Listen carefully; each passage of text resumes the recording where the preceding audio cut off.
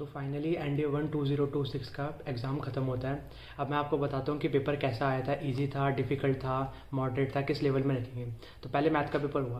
तो मैथ के एग्ज़ाम में क्या था कि मतलब मैथ के 50 से 60 क्वेश्चन तो हो जाने चाहिए थे, उसमें इतनी दिक्कत नहीं थी। 50 बाकी के में थोड़ी 20% में हो सकती है। हम मान लेते हैं 60 क्वेश्चन ईजी थे, 60 क्वेश्चन तो करने लायक थे। उसके बाद 20 और 25 क्वेश्चन में उसमें थोड़ा सा दिमाग लगाने थे, और बाकी वो कैलकुलस वाले इंटीग्रेशन वाले वो वाले क्वेश्चन तो उसमें वैसे भी टाइम लगता है, तो वो ऐसे ही छोड़ने वाले होते हैं। तो मैथ में 50-60 अगर आपने स्कोर करा है, 50-60 क्वेश्चन आपने अटैम्प्ट करे हैं, तो उस हिसाब से ठीक है। अब फिर GAT में बात करते हैं। GAT में पहले इंग्लिश आती है। इंग्लिश के अंदर इंग्लिश का पेपर इजी था। पहले NDA 1 2025 के कंपैरिजन में और NDA 2 2025 के कंपैरिजन में उसके हिसाब से इजी था।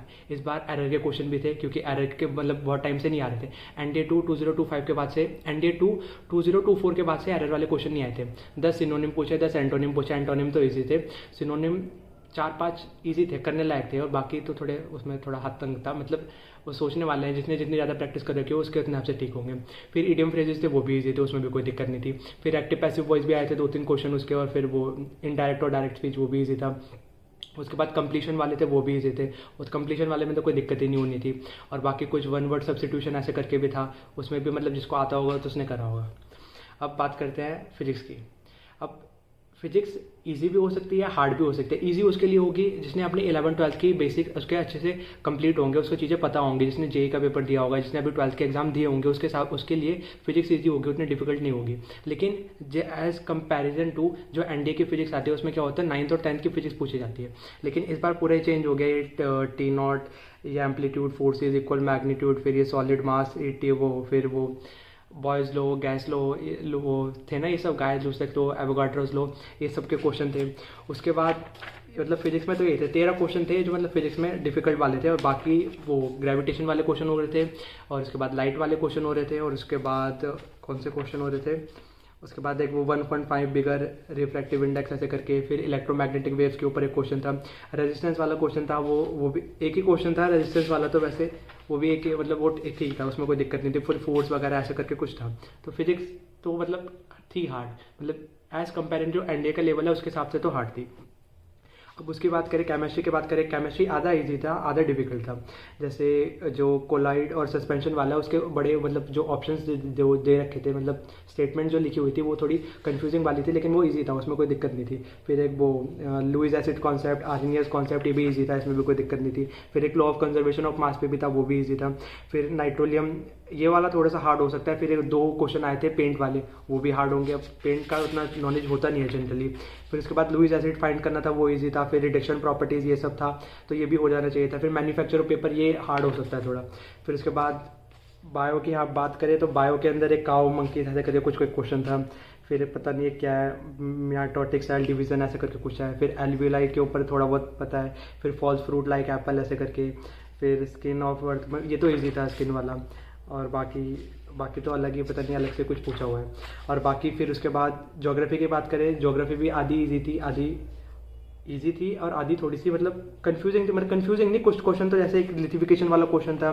फिर कल्चरेबल वेस्टलैंड वाला क्वेश्चन था, वो तो ईजी था। फिर उसके बाद हाइपोसेंटर, ये भी ईजी था। तो ज्योग्राफी को नहीं मान सकते कि वो हार्ड थी, उसको ईजी टू मॉडरेट रखेंगे तो उसमें चलेगा। और उसके बाद हिस्ट्री का भी सेम कंडीशन है, और पॉलिटी की भी सेम कंडीशन है। करंट अफेयर्स मैं करता नहीं, उसका तो मैं फिर बता नहीं सकता। अब कट ऑफ की बात करें तो मैथ का पेपर तो ईजी था, और इसकी क्या बोलते हैं, फिजिक्स का जो पेपर था उसके हिसाब, फिजिक्स के पेपर के हिसाब से बात करें तो ऐसा कुछ कह नहीं सकते, क्योंकि जनरली क्या होता है, जैसे NDA 1 2025 का जो पेपर था उसमें 9th-10th की फिजिक्स पूछी गई थी, तो उसकी कट ऑफ गई थी 334। और उसके कंपैरिजन में NDA 2 2025 वो ईजी था, लेकिन उसकी कट ऑफ गई 304। तो इसकी समवेयर अराउंड 300 से लेके 310 के बीच में ही रहनी चाहिए, उससे ऊपर जानी नहीं चाहिए। उससे आपका लेवल भी नहीं है, क्योंकि फिजिक्स के 13 क्वेश्चन थे, वो डायरेक्ट 11th-12th के कॉन्सेप्ट थे। कोई इजी बंदा जिसने 11th-12th अच्छे से कर रखी है वही कर पाएगा। ऐसे कहते हैं कि 9th-10th की फिजिक्स पढ़नी चाहिए, 9th-10th का कुछ था ही नहीं इसके अंदर, तो 9th-10th की फिजिक्स ने जो बढ़ के गया होगा उसके तो क्वेश्चन हुए ही नहीं होंगे। बस जिसका जो बेसिक कॉन्सेप्ट क्लियर होगा 11th-12th का, और जिसने अभी रिसेंटली अपने 12th के पेपर दिए होंगे, तो उसके लिए वो ईजी होगी। इंग्लिश ईजी थी, इंग्लिश में कोई दिक्कत नहीं थी। अगर मैंने कहा ना कि अगर एक चीज़ हार्ड होती है तो दूसरी चीज़ ईजी हो जाती है। साइंस साइंस अगर थोड़ी सी हार्ड हुई तो इंग्लिश उस टाइम पे इजी हो गई। तो इंग्लिश अगर आप ने मतलब इंग्लिश में ज़्यादा अटैम्प्ट करें तो उसके हिसाब से ठीक है। तो कट ऑफ 300 to 310 के बीच में ही रहनी चाहिए। और जैसे कि ND 1 2024 में भी हुआ था उसमें, लेकिन मैथ का पेपर भी हार्ड था तो उसकी कट ऑफ गई थी 292। और उसमें भी कुछ क्वेश्चन थे फिजिक्स के जो मतलब 11-12 के थे, लेकिन उसमें भी कुछ थे, मतलब इस बार थोड़े ज़्यादा आए हैं 11-12 के, लेकिन उसमें कम थे तो उसकी कट ऑफ थी 292। और उसके बाद फिर 301 और फिर 302 ऐसे गई थी, फिर 304 गई थी। ND 2 2024 में 305 थी, फिर ND 1 2025 में 334 थी, फिर ND 2 2025 में 304 थी, 304.90। तो इसमें भी 300 to 310 ही होनी चाहिए, उससे ऊपर जानी नहीं चाहिए। मैथ भी मतलब उसके सेकंड वाले के कंपैरिजन में थोड़ा सा एक लेवल अप था। फिजिक्स का भी एक लेवल, फिजिक्स का तो बहुत ही लेवल अप है, बाकी वो केमिस्ट्री और बायो का लेवल अप था।